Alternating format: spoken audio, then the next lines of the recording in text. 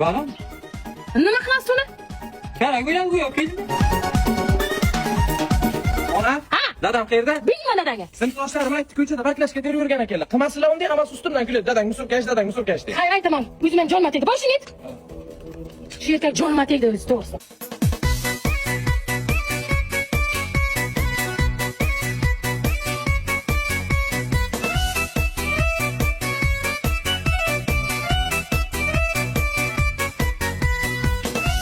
Bu nima qilasiz?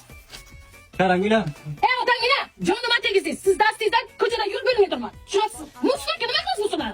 Kerak bilan de ishing bo'lmasa xotin erkaklar ish yaratma bu.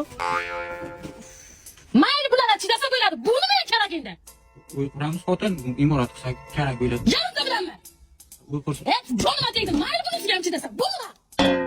Bu kredit bo'lgan payt uyda ishlar kreditda. Jonima tegdingiz borku. Odamgina. To'xta. Kim bu? Bilmi? Qani olib kelasiz? Ko'chada yurgan ekan kerak bilan deb keldim. Kerak bo'lamisiz? Ha?